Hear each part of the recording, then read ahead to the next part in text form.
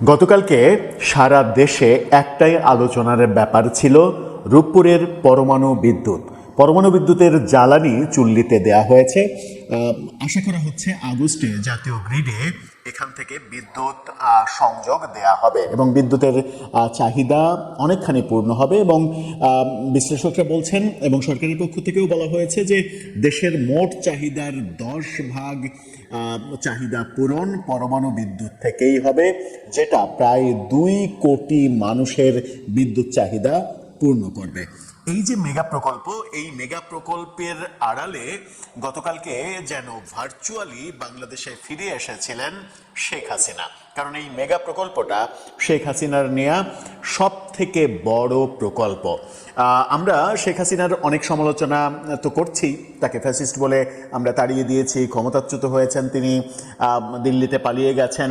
কিন্তু হঠাৎ করেই গতকালকে দেখলাম আমরা যে পরমাণু বিদ্যুৎ কেন্দ্র রূপপুরের, এটাকে কেন্দ্র করে ভার্চুয়ালি, বিশেষ করে সামাজিক যোগাযোগ মাধ্যম ফেসবুকে শেখ হাসিনা যেন জীবন্ত হয়ে উঠলেন। চতুর্দিকে রূপপুরের এই পারমাণবিক বিদ্যুৎ নিয়ে আলোচনা, প্রশংসা।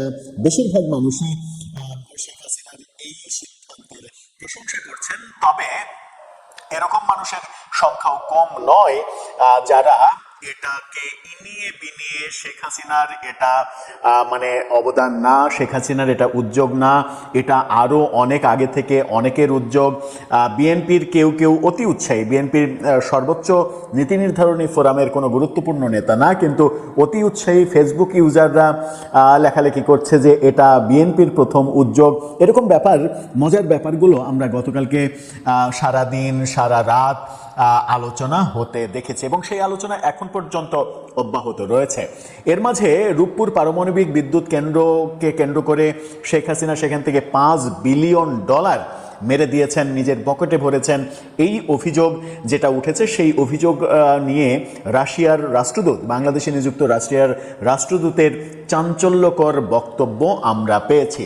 গতকালকে রাশিয়ার রাষ্ট্রদূত মাননীয় প্রধানমন্ত্রী তারেক রহমানের সঙ্গে সাক্ষাৎ করেছেন। সেখানেও তারেক রহমান রাশিয়ার রাষ্ট্রদূতের সঙ্গে কি কথা হয়েছে সেটাও খুব গুরুত্বপূর্ণ ব্যাপার।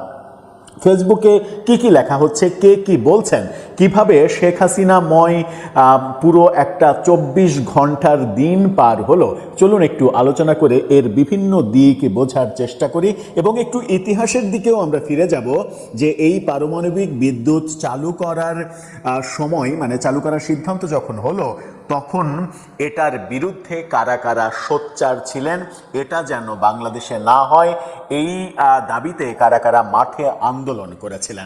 বলছিলাম যে গতকালকে যেন ভার্চুয়ালি শেখ হাসিনা ফিরে এলেন, পতিত শেখ হাসিনা আবারও আলোচনায় আসলেন এবং ক্ষমতা হারানোর পরে প্রথম প্রশংসা বানে বিদ্ধ হলেন, মানে প্রশংসার সাগরে ভেসে গেলেন।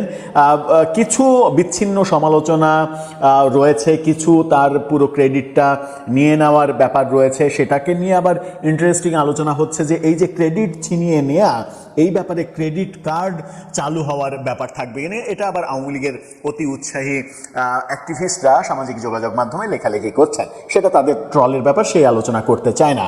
আমরা একেবারে বেশ কিছু গুরুত্বপূর্ণ পয়েন্টে আলোচনা করতে চাই যে গতকালকে কিভাবে শেখ হাসিনা ফিরে এলেন।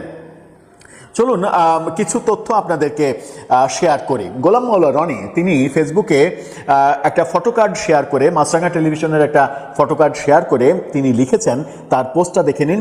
যে ফটোকার্ড শেয়ার করেছেন সেই ফটোকার্ডে লেখা 417 লিটার ডিজেলের কাজ করবে 4 গ্রাম ইউরেনিয়াম। সেখানে গোলাম মাওলা রনি এই ফটোকার্ডটা শেয়ার করে লিখেছেন, একজন স্বৈরাচারের একটি যুগান্তকারী সিদ্ধান্ত এবং একটি দুরন্ত সাহসের গল্প আজ বাংলাদেশকে কোথায় পৌঁছে দিয়েছে। পৃথিবীতে মাত্র 33টা দেশে পরমাণু বিদ্যুৎ উৎপন্ন, এর আগে 32টা দেশে পরমাণু বিদ্যুৎ উৎপাদনের ঘটনা ঘটেছে। বাংলাদেশ 33তম দেশ হিসেবে, পরমাণু বিদ্যুতের দেশ হিসেবে পরমাণুর জগতে পদার্পণ করলো। এটাকেও অনেকে স্বাগত জানাচ্ছে, অনেকে মানে কি অন্তত 95%-এর বেশি মানুষ এটাকে স্বাগত জানাচ্ছেন, সাধুবাদ জানাচ্ছেন। এবং এই তাদের সাধুবাদ জানানো, স্বাগত জানানো, এইটার মাধ্যমে যেন গতকালকে মানে রহস্যজনক হলেও সত্য যে কেন যেন শেখ হাসিনা আবার জীবন্ত হয়ে উঠলেন, আবার ফিরে আসলেন, শেখ হাসিনাময় একটা দিন অতিবাহিত হতে দেখলাম। এত খারাপ অবস্থা যখন আওয়ামী লীগের যাচ্ছে, তার মাঝেও এই ফটোগ্রাফটা দেখে নিন। সেখানে ইত্তেফাক নিশ্চিত করছে রূপপুর থেকে আগামী 60 বছর নিরবিচ্ছিন্ন বিদ্যুৎ পাওয়া যাবে। কি বিশাল একটা পাওয়া আমাদের জন্য, আগামী 60 বছর এই প্রকল্প থেকে নিরবিচ্ছিন্ন বিদ্যুৎ পাওয়া যাবে। প্রধানমন্ত্রীর উপদেষ্টা জাহিদুর রহমান তিনি বলছেন, কালের কণ্ঠের এই ফটোকার্ডটা দেখে নিন, তিনি বলছেন রূপপুর পারমাণবিক বিদ্যুৎ কেন্দ্রের প্রথম ইউনিট থেকে চলতি বছরের আগস্টে জাতীয় গ্রিডে 300 মেগাওয়াট বিদ্যুৎ যুক্ত হবে। এই প্রকল্প থেকে বাংলাদেশের মোট বিদ্যুৎ চাহিদার প্রায় 10% পূরণ হবে এবং প্রায় 2 কোটি মানুষ এর সুফল পাবে। মোদ্দা কথাটা কিন্তু জাহিদুর রহমান বলে দিয়েছেন এবং সহজ সরল স্বীকারোক্তির মাধ্যমে তার কণ্ঠে আমরা এই কথাটা পেয়েছি। এখন শেখ হাসিনা এই প্রকল্প থেকে $5 বিলিয়ন মেরেছেন, মেরে দিয়েছেন, মেরে খেয়েছেন, এই আলোচনাটা অনেক দিন থেকেই আমরা শুনছি এবং প্রফেসর ইউনূস সরকারের আমলে এই আলোচনাটা অনেক বেশি হয়েছে, এখনো হচ্ছে এবং সেই আলোচনার সম্ভবত ইতি টেনে দিয়েছেন গতকালকে রাশিয়ার রাষ্ট্রদূত। রাশিয়ার রাষ্ট্রদূত গতকালকে প্রধানমন্ত্রী তারেক রহমানের সঙ্গে দেখা করেছেন। সেখানে প্রধানমন্ত্রী তারেক রহমান তাকে পরমাণু বিদ্যুৎ কেন্দ্র তৈরি করা, সহযোগিতা করা, এর জন্য রাশিয়াকে ধন্যবাদ জানিয়েছেন। এই সম্পর্ক আরও উন্নয়ন হবে, এই সহযোগিতার দ্বার আরও বেশি উন্মোচিত হবে, সেই প্রত্যাশা করেছেন। ইন্টারেস্টিংলি রাশিয়ার রাষ্ট্রদূত যেটা বলেছেন, আপনারা চ্যানেল 24-এর এই ফটোকার্ডটা দেখে নিন, তিনি সাক্ষাৎকার দিচ্ছেন। সেখানে তার ভাষ্য হচ্ছে, আমরা কি পাগল নাকি একজনকে $500 কোটি দিয়ে দেব? রাশিয়ান রাষ্ট্রদূত, অর্থাৎ $5 বিলিয়ন আমরা দিয়ে দেব, আমরা কি পাগল? Do you think we are crazy?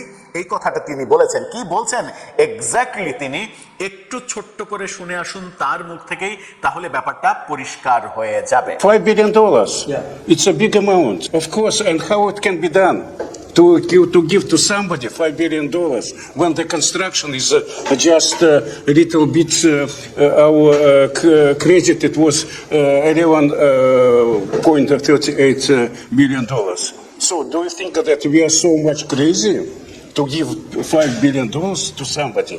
এই যে বক্তব্য তিনি দিলেন, অর্থাৎ শেখ হাসিনার বিরুদ্ধে যে প্রচারগুলো চলছিল, এই প্রকল্প থেকে $5 বিলিয়ন মেরে দেওয়ার, $5 বিলিয়ন চিন্তা করছেন যে কত টাকা।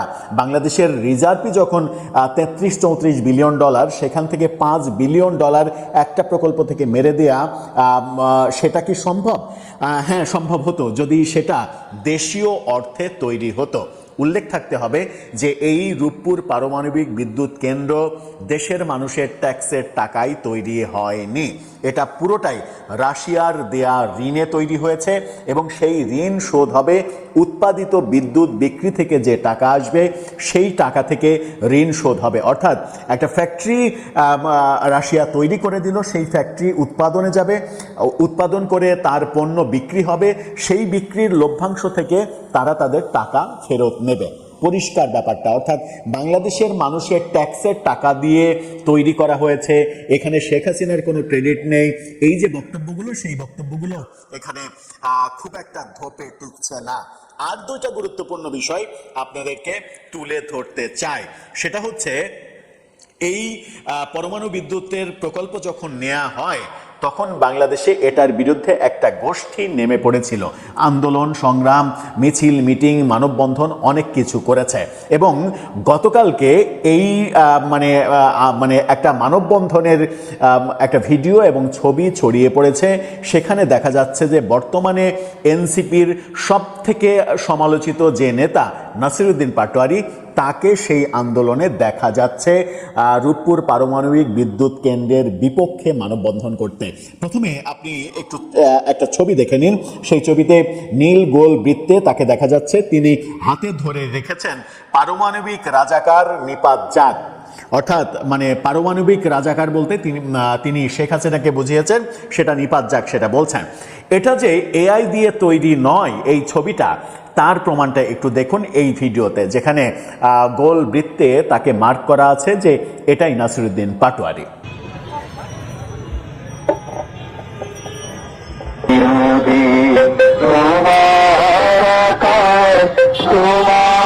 এই যে মানে পারমাণবিক বিদ্যুতের বিপক্ষে বয়ান তৈরি করার চেষ্টা করা হয়েছে এবং সেখানে যে মানে ঐতিহাসিকভাবে অনেক আগে থেকে আজকে যারা এনসিপি করছেন কিংবা 24-এ যারা শেখ হাসিনা বিরোধী আন্দোলন করছেন তারা যে অনেক আগে থেকেই শেখ হাসিনার বিরুদ্ধে সোচ্চার ছিলেন, এই ভিডিও এবং ছবি সেটাই প্রমাণ করে।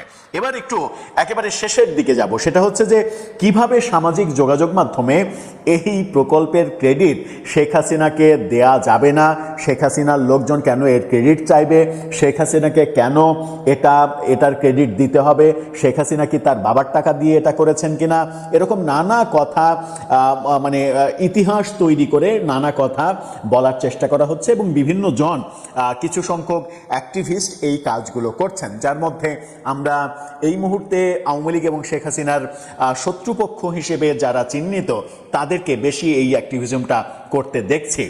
কিন্তু এখানে খুবই স্পষ্ট একটা কথা বলে রাখা উচিত যে কাউকে যদি আমরা ক্রেডিট দিতে কার্পণ্য করি তাহলে ভবিষ্যতে তো এটা একটা সংস্কৃতি হয়ে দাঁড়াবে যে কেউই পরবর্তীতে কাউকে ক্রেডিট দিতে চাইবে না। আজকে বর্তমান সরকার একটা কাজ করবে, পরবর্তী আরেকটা সরকার এসে বলবে যে ওই কাজ তো আমরা আরো 50 বছর আগে ওইটার স্বপ্ন দেখেছিলাম, ওইটা নিয়ে আলোচনা করেছিলাম, ওইটা নিয়ে মিটিং করেছিলাম, সুতরাং ওইটার ভাগিদার আমিও।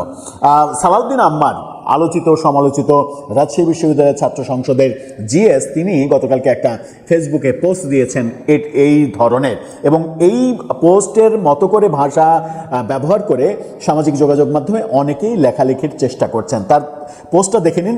তিনি বলছেন, অনেকেই বলছেন রূপপুর পারমাণবিক বিদ্যুৎ কেন্দ্র এককভাবে খুনি হাসিনার অবদান, কিন্তু ইতিহাসটা একটু খুলে দেখলে ছবিটা ভিন্ন। তিনি ইতিহাসের দিকে যাচ্ছেন। 1961 সালে তৎকালীন পূর্ব পাকিস্তান সরকার প্রথম পারমাণবিক বিদ্যুৎ কেন্দ্রের পরিকল্পনা করে, মানে পাকিস্তান সরকার পারমাণবিক বিদ্যুতের পরিকল্পনা করে, সেই ক্রেডিট পাকিস্তান সরকারকে দিতে হবে।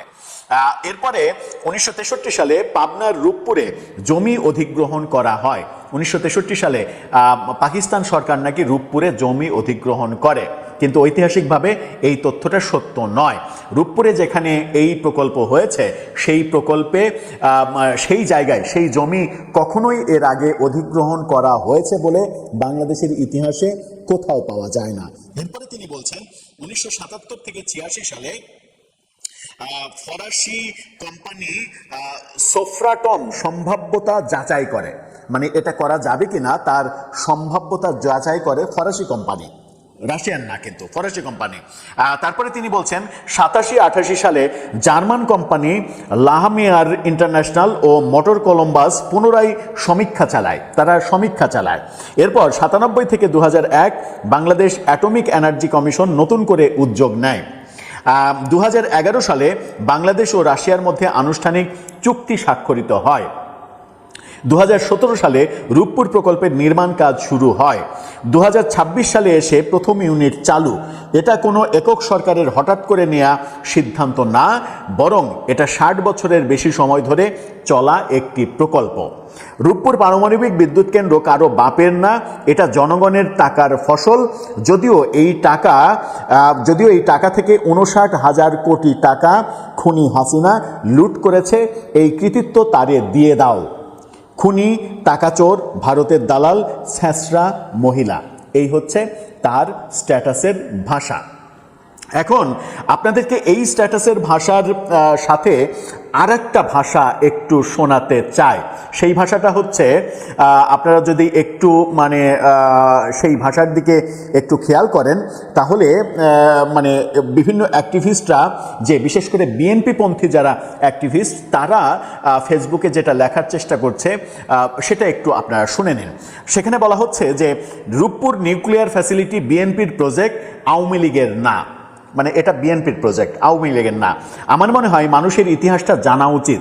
1977-78 সালে স্বাধীনতার পর দেশের ইতিহাসে প্রথমভাবে পরমাণু প্রকল্প চালুর জন্য প্রেসিডেন্ট জিয়াউর রহমানের ঐকান্তিক প্রচেষ্টায় একটি সমীক্ষা পরিচালনা করা হয় এবং এর জন্য দেশের সম্পদের অপ্রতুলতা সত্ত্বেও নগদ বৈদেশিক মুদ্রা বরাদ্দ করেন তিনি। 1980 সালে এই নিউক্লিয়ার ফ্যাসিলিটি বাস্তবায়নের জন্য সম্পূর্ণ অনুমোদন করেন জিয়াউর রহমান। সে সময় সৌদি আরব ও ফ্রান্স থেকে প্রকল্পের অর্থ সংস্থানের প্রচেষ্টা চালানো হলেও তা ফলপ্রসূ হয়নি। মানে পোস্ট দিচ্ছেন এটা বিএনপির কৃতিত্ব, জিয়াউর রহমানের কৃতিত্ব, আবার বলছেন যে এর অর্থ সংগ্রহর ব্যাপারে যে চেষ্টা সেই চেষ্টা ফলপ্রসূ হয়নি। 1987-88 সালে আরও একটি সার্ভে পরিচালনা করা হয় যে সময় এরশাদ ক্ষমতায় ছিল। তখন এই প্রকল্প বাস্তবায়নের সমস্যাদি চিহ্নিতকরণ ও সমাধানের দিক নির্দেশনা প্রদানের জন্য সরকার প্রধানের সভাপতিত্বে রূপপুর পারমাণবিক বিদ্যুৎ কেন্দ্র প্রকল্প বাস্তবায়ন করা হয়। এবার আবার বিএনপি সরকার যখন ক্ষমতায় আসে 1994 সালে বিএনপি সরকারের আমলে উক্ত কমিটির প্রথম সভা অনুষ্ঠিত হয়। মানে বিএনপি সরকারের আমলে খালেদা জিয়া এই সভার সভাপতিত্ব করেন, একথাও বলা হচ্ছে। উক্ত সভায় রূপপুর প্রকল্প বাস্তবায়নে সমস্যাদির মূল্যায়ন, সমাধানের উপায় নির্ধারণ এবং এ বিষয়ে কমিটি গঠন করা হয়, উপকমিটি গঠন করা হয়। 1995 সালে বিএনপি সরকারের আমলেই রূপপুর পারমাণবিক বিদ্যুৎ কেন্দ্র প্রকল্প বাস্তবায়ন কমিটির দ্বিতীয় সভা তৎকালীন মাননীয় প্রধানমন্ত্রী বেগম খালেদা জিয়ার সভাপতিত্বে অনুষ্ঠিত হয়। উক্ত সভায় রূপপুর পারমাণবিক বিদ্যুৎ প্রকল্প বাস্তবায়নের নীতিগত সিদ্ধান্ত নেওয়া হয়। বাংলাদেশ পরমাণু শক্তি কমিশন এরপরে একটি 600 মেগাওয়াট পারমাণবিক বিদ্যুৎ কেন্দ্র স্থাপনের জন্য একটি প্রকল্প গ্রহণ করে, এরকমভাবে লেখা আছে। তার মানে হচ্ছে যে সামাজিক যোগাযোগ মাধ্যমে এই ক্রেডিটটা নেওয়ার চেষ্টা করা হচ্ছে যে এটা প্রেসিডেন্ট জিয়াউর রহমানের নেয়া প্রকল্প, তখন অর্থ সংগ্রহ করতে গিয়ে ফেল করেছে সরকার, সেটা সম্ভব হয়নি। এরপরে বেগম খালেদা জিয়া তার আমলে এসে এই প্রকল্প গ্রহণ করে। কিন্তু আমরা ইতিহাস ঘেটে এর আগে এই প্রকল্প গ্রহণ করা হয়েছে এরকম কোনো ইতিহাস খুঁজে পাই না। ক্রেডিট দাবি করা অন্যায় কিছু না, ক্রেডিট থাকতেই পারে, অনেকের ক্রেডিট থাকতে পারে। যেমন আমরা যমুনা সেতু যখন হয়েছে তখন দেখেছি যে একাধিক সরকারের ক্রেডিট রয়েছে, বাংলাদেশে বহু কিছুতে একাধিক সরকারের ক্রেডিট রয়েছে, সরকারের ক্রেডিটের ব্যাপার না। কিন্তু ব্যাপারটা হচ্ছে যে আপনি যে ব্যাপারের সঙ্গে আপনার কোনো সংযোগই নেই সেই ব্যাপারে যখন আপনি ক্রেডিট দাবি করবেন তখন যার নামে আপনি ক্রেডিট দাবি করছেন তাকে কি আপনি বড় করছেন নাকি তাকে আপনি ছোট করছেন, এই ভাবনাটা যদি আপনার মাথায় একবার কাজ করত তাহলে ইতিহাসের গুরুত্বপূর্ণ এই নেতাদের নিয়ে অহেতুক তার ঘাড়ে ক্রেডিট দেওয়ার নামে তাদেরকে ছোট করার এই অপপ্রয়াসগুলো আপনারা সামাজিক যোগাযোগ মাধ্যমে করতেন না। ক্রেডিট নেওয়ার তো অনেক কিছু রয়েছে, আমরা মানে এই এখন কিংবা এখন এইভাবে প্রচার হচ্ছে ব্যাপারটা শুধু এখনই যে হচ্ছে এটা কিন্তু না। আমরা এর আগের বিভিন্ন সরকারেও দেখেছি যে আগের সরকার প্রকল্প শেষ করেছে, পরের সরকার এসে উদ্বোধন করছে, উদ্বোধন করে পুরো ক্রেডিটটা নিয়ে নিচ্ছে। এই যে ক্রেডিট নেয়ার ব্যাপারটা, এই ক্রেডিট নেয়ার ব্যাপারটাতে আমার মনে হয় যে বাংলাদেশে সেই সময় বোধহয় হয়েই গেছে যে ক্রেডিটটা যেন কেউ না নিতে পারে পরবর্তীতে কোনো সরকারের কোনো কাজের, সেই জন্য একটা ক্রেডিট কার্ডের ব্যবস্থা করা যেতে পারে। দর্শক, আপনি কি মনে করেন? আপনার মন্তব্য জানিয়ে লিখতে পারেন আমাদের কমেন্ট বক্সে।